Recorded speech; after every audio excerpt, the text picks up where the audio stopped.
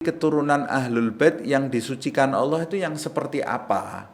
Kalau dia cuma sekedar nebeng di nasab saja, dari mana Allah akan menyucikan dia?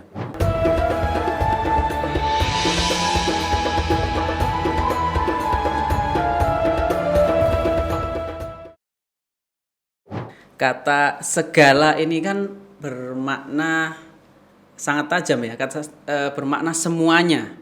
Ya. Artinya semua kekurangan itu tidak ada dalam diri orang yang bernasab Nabi. Nah, sementara kita mengetahui bahwa Ahlul Bait itu orang paling sempurna itu adalah Nabi. Ya. Nah, maka apakah Ahlul Bait itu seperti Nabi? Karena makna kata segala ini bagaimana? Nah, yang dimaksud di situ adalah sebetulnya Allah Subhanahu wa Ta'ala itu menghendaki Ahlul Bait itu bersih dari segala kekurangan. Sebetulnya kan ayatnya menghendaki ya, berarti. Menghendaki. Innama yuridullahu liyudhiba ankumur ridsa ahlal bait wa yutahhirakum tadhira. Ayatnya kan itu. Sesungguhnya Allah Subhanahu wa Ta'ala menginginkan, yuridullah, innama yuridullah, menginginkan, innama yuridullahu liyudhiba ankum, menginginkan untuk membersihkan dari kalian ar-rijsa, kotoran atau kekejian, wa yutahhirakum tadhira, dan menyucikan kalian sesuci-sucinya, berarti suci dari segala-galanya. Itu keinginan Allah Subhanahu wa Ta'ala. Kenapa? Karena kita harus membaca ayat sebelumnya dulu. Ayat sebelumnya, jadi ayat itu kan potongan dari satu ayat. Ayat itu dimulai dari perintah Allah Subhanahu wa Ta'ala kembali lagi kepada istri-istri Nabi. Wa qarna fi buyutikunna wa la tabarrajna tabarrujal jahiliyatil ula wa aqimna salata wa atina zakata wa ati'na Allaha wa rasulah. Berdiamlah kamu di rumah kamu. Maksudnya berdiam di sini selesaikan tanggung jawabmu di rumahmu. Kemudian janganlah kamu keluar dengan berpakaian yang tabarruj, menampakkan hal-hal yang tidak pantas dinampakkan seperti yang dilakukan oleh orang-orang jahiliyah di zaman dulu. Ada yang mengatakan di kaum-kaum terdahulu seperti kaum Nabi Nuh dan lain-lainnya. Terus dirikan sholat, keluarkan zakat, taatlah kepada Allah dan Rasulnya. Baru kemudian innama yuridullahu liyudhiba ankumur rijsa ahlal bait. Karena sesungguhnya Allah itu menekankan hal-hal tersebut kepada kalian supaya kalian memperhatikan. Mengapa Allah menekankan hal-hal tersebut kepada kalian? Karena sebenarnya Allah itu menginginkan untuk membersihkan kekejian dari kalian dan menyucikan kalian sesuci-sucinya. Berarti dari ayat ini pertama kita bisa mengetahui orang yang akan disucikan oleh Allah Subhanahu wa Ta'ala dari Ahlul Bait itu adalah mereka yang bertakwa kepada Allah Subhanahu wa Ta'ala, bermujahadah, mendekatkan diri kepada Allah Subhanahu wa Ta'ala, taat kepada Allah, taat kepada Rasulnya, menegakkan sholat, mengeluarkan zakat. Baru Allah Subhanahu wa Ta'ala menyebutkan, kalau kamu lakukan semua itu, Allah Subhanahu wa Ta'ala akan menyucikan kamu sesuci-sucinya. Prosesnya mungkin akan lebih cepat daripada yang lain karena kelebihan yang diberikan oleh Allah Subhanahu wa Ta'ala. Nah, walaupun kan sebetulnya timbul pertanyaan, ayat ini kan muncul di tengah-tengah perintahnya Allah untuk istri-istri Nabi. Tapi kemudian kenapa dikaitkan juga dengan keturunan Nabi juga ikut di sini? Ya, itu yang disebutkan di dalam kitab ini kan. Orang yang bernasab ke Nabi juga masuk di dalam ayat ini. Sebetulnya ayat ini kan ada perbedaan pendapat juga di kalangan umat Islam sendiri. Jadi yang jelas innama yuridullahu liyudhiba ankum, penutup ayat ini sesungguhnya Allah menginginkan membersihkan kalian dari kekejian dan menyucikan kalian sesuci-sucinya. Yang jelas ayat ini tidak dikhususkan untuk istri Nabi. Kenapa saya katakan demikian? Karena di dalam tafsir para ulama juga menjelaskan, karena yang sebelumnya atau permulaan ayat ini ditujukan kepada istri Nabi. Waqarna fi buyutikunna wala tabarrajna tabarrujal jahiliyah. Itu dikhususkan untuk istri Nabi karena seruannya memang untuk muannats. Kalau kita mempelajari grammar bahasa Arab, itu seruan untuk muannats. Tapi ketika membahas penutup ayat ini, di dalam penutup ayat ini Allah menyebutkan innama yuridullahu liyudhiba ankum. Kalau hanya khusus untuk istri Nabi bukan angkum, tapi ankunna. Ankunna. Tapi ini ditutup ayat ini innama yuridullahu liyudhiba ankum. Nah, Lebih global dia. lebih global. Jadi istri Nabi itu diseru oleh Allah Subhanahu wa taala, tapi yang ingin disucikan oleh Allah Subhanahu wa taala bukan sekedar istri Nabi, tapi ahlul bait Nabi. Kalau ahlul bait Nabi menggunakan kata angkum berarti ada laki-lakinya juga di dalam situ. Nah, kemudian timbullah kesimpulan yang dimaksud ahlul bait di dalam ayat ini adalah keluarga Nabi dan istri-istrinya. Walaupun sekelompok yang lain menghendaki ayat yang innama yuridullahu liyudhiba ankum itu istri Nabi tidak masuk di situ. Kenapa? Karena asbabun nuzul ayat ini. Iya, kenapa kok ada kalimat keluarga dan istri, keluarga Nabi dan istri-istrinya? Apakah istri itu termasuk keluarga juga kan? Ya, istri termasuk keluarga. Tapi di ayat sebelumnya memang penekanan Allah Subhanahu wa taala, peringatan-peringatan Allah untuk istri-istri Nabi. Untuk istri-istri Nabi. Kemudian ditutup, sesungguhnya Allah itu memberikan tekanan-tekanan kepada kalian dalam menjalankan perintah, menjauhi larangan, taat kepada Allah, taat kepada Rasul, karena Allah itu menginginkan kalian itu sesuci-sucinya wahai ahlul bait dan jauh dari kekejian. Nah, keinginan Allah itu, kehendak Allah itu untuk ahlul bait seluruhnya, bukan sekedar untuk istri Nabi Muhammad SAW. Nah, ini juga kemudian bisa menimbulkan asumsi bahwa perintah-perintah di atas itu dan azab yang 2 kali lipat, kebaikan yang pahala yang 2 kali lipat, itu bisa menimbulkan asumsi sebetulnya bisa untuk ahlul bait semuanya. Karena Allah Subhanahu wa taala menginginkan kesucian yang sesuci-sucinya untuk ahlul bait ini. Nah, tapi kita tidak akan membahas itu. Kita membahas perbedaan tadi itu. Ada yang menganggap ayat ini turun hanya untuk ahlul bait Nabi. Alasannya karena asbabun nuzul ayat ini, atau ada satu riwayat, bukan asbabun nuzul, ada satu riwayat yang menjelaskan Nabi Muhammad SAW masuk ke rumah satu istrinya, Ummu Salamah. Lalu Nabi memanggil Fatimah, Ali, Hasan, dan Husain, memanggilnya supaya mendekat ke Nabi Muhammad SAW. Lalu Nabi mengambil kerudung, dalam riwayat selimut, menyelimuti mereka, dan Nabi mengatakan, wahai Allah, sesungguhnya ini ahlul baitku, maka sucikanlah dia sesuci-sucinya dan singkirkanlah kekejian dari dalam dirinya. Ummu Salamah waktu itu mau ikut masuk, mendekat, tapi dicegah oleh Nabi Muhammad SAW. Tapi Nabi mengatakan, engkau di dalam kebajikan, engkau di dalam kebajikan. Nah, dari riwayat ini mereka kemudian menyimpulkan innama yuridullah itu khusus untuk ahlul bait. Walaupun sebagian lagi yang berpendapat Nabi itu mencegah Ummu Salamah untuk masuk dalam bagian doanya. Tapi dalam ayat, memang ayat ini turun untuk istri dan ahlul bait. Ahlul bait Nabi Muhammad SAW.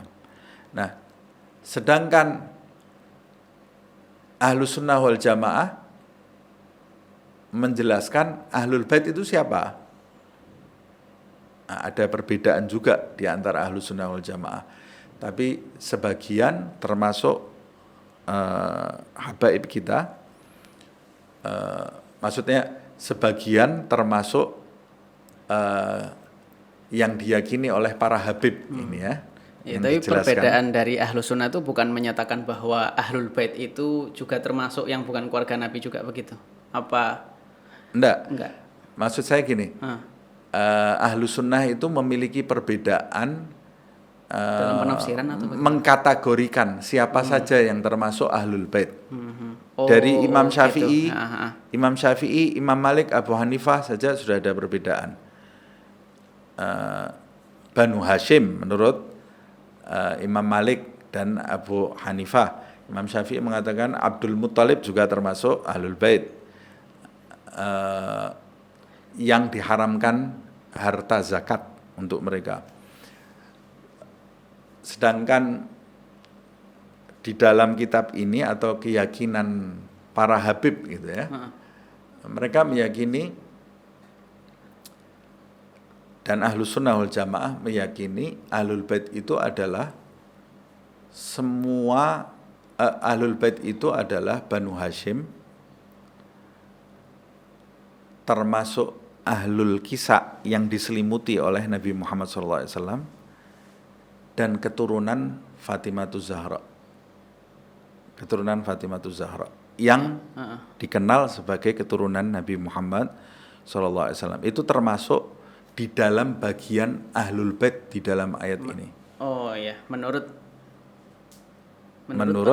Habib. Ini ya. Menurut saya katakan Habib di sini sekali lagi ini kan istilah yang dikenal di Indonesia betul, ya. Betul. Nah, alasannya apa? Alasannya mungkin karena beberapa riwayat Nabi itu menjelaskan Ahlul Bait beserta keturunannya. Ahlul Bait itu adalah keturunannya seperti hadis Ahlul Bait sendiri keluarga dan keturunannya juga termasuk Ahlul Bait juga kan? Iya, disebut di dalam beberapa riwayat hadis yang menjelaskan itu gitu ya. Seperti di antaranya riwayat mengenai hadis Ats-Tsaqalain itu, 2 pusaka peninggalan Nabi Muhammad SAW. Kalau tidak salah diriwayatkan oleh Imam Nasai itu ya. Nabi kan mengatakan ka'anni qad du'itu fa'ajabtu. Seakan-akan aku ini telah dipanggil dan aku telah menjawab panggilan itu. Maksudnya sudah dekat waktu wafatku. Kemudian Nabi bersabda, inni qad taraktu fikum ats-tsaqalain. Sesungguhnya aku telah meninggalkan bagi kalian, hai umatku, ats-tsaqalain. 2 pusaka yang besar. 2 hal yang penting gitu ya. Ahaduhuma akbar minal akhar. Yang satu di antara 2 pusaka itu, yang satu lebih besar dari yang lain. Apa 2 pusaka itu? Kata Nabi, kitab Allah. Yang pertama kitab Allah. Yang kedua wa ahla baiti itrati atau wa itrati ahla baiti. Dan itrahku, itrah itu keturunan. Itrah itu keturunan, kalau di Munjid, itrah itu keturunan ke atas dan ke bawah. Di kamus Arab itu ya, dan ke bawah itrah itu. Nah, jadi wa itrati ahla baiti, dan keturunanku yaitu ahlul baitku. Kata Nabi Muhammad SAW, fanduru kaifa takhlufuni fihima. Perhatikan bagaimana kalian memperlakukan 2 peninggalanku ini. Fa innahuma layyatafarraqa hatta yarida 'alal haud. Karena sesungguhnya keduanya kitab Allah dan itrah ini tidak akan pernah berpisah. Berarti sepanjang ada kitab Allah, ada itrah. Sepanjang ada itrah, ada kitab Allah. Hatta yarida alal haud, sampai keduanya mendatangi telaga haudku. Berarti ini menunjukkan dari hadis ini ahlul itrah itu termasuk bagian dari ahlul bait. Ya, di dalam riwayat yang lain juga Nabi mengatakan la yadhabanna dunya. Dunia ini tidak akan lenyap.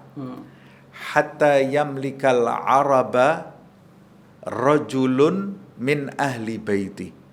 Sampai akan menguasai bangsa Arab, memimpin bangsa Arab seseorang dari ahlul baitku. Seseorang dari ahlul baitku. Kata Rasulullah SAW, namanya ismuhu ka ismi wasmu abihi ka ismi abihi atau kama qala Nabi. Nama dia ahlul baitku itu seperti namaku, nama dalam riwayat yang lain nama ayahnya seperti nama ayahku. Nah, ini kan yang dimaksud memimpin bangsa Arab ini di zaman akhir nanti. Tapi Nabi menyebutnya rajulun min ahli baiti. Min ahli baiti ya. Iya. Seseorang dari ahlul baitku. Memimpin bangsa Arab ini dalam konteks modern, apakah memimpin satu negara Arab atau maksudnya memimpin seluruhnya bangsa Arab ini kan di seluruh dunia tidak bisa disatukan sekarang ini. Itu betul. Sekarang ini ada tidak Arab, bisa disatukan. Makanya ada bagian Asia, ada Afrika, bahkan dibagi dua, ada Arab Teluk, ada. Ya, itu nanti di akhir zaman akan muncul seseorang yang bisa mempersatukan semua bangsa Arab itu. Yang jelas yang kita bahas di sini ucapan Nabi itu rajulun min ahli baiti, seseorang dari ahlul baitku, dan dia muncul di akhir zaman. Berarti ini menunjukkan keturunan itu termasuk ahlul bait. Tapi keturunan ahlul bait yang disucikan Allah itu yang seperti apa? Tidak semua keturunan. Keturunan yang mengikuti syarat-syarat yang seperti saya jelaskan tadi di atas. Tidak semuanya akan disucikan oleh Allah Subhanahu wa taala. Kalau dia cuma sekedar nebeng di nasab saja, dari mana Allah akan menyucikan dia? Nabi Ibrahim saja ketika Allah Subhanahu wa taala berfirman, "Qal inni ja'iluka linnasi imama." Allah berfirman kepada Ibrahim, "Hai Ibrahim, sesungguhnya aku akan menjadikan engkau sebagai imamnya manusia." Nabi Ibrahim berkata kepada Allah, "Qala wa min dzurriyyati." Ya Allah, jadikan keturunanku juga imam-imamnya manusia. Berdoa Nabi Ibrahim. Allah Subhanahu wa taala menjawab, "Qal la yanalu ahdi adz-dzalimin." Artinya, aku kabulkan doamu hai Ibrahim, keturunanmu aku jadikan sebagai imam-imam, tapi orang-orang yang zalim, berbuat zalim dari keturunanmu tidak tercakup di dalam janjiku.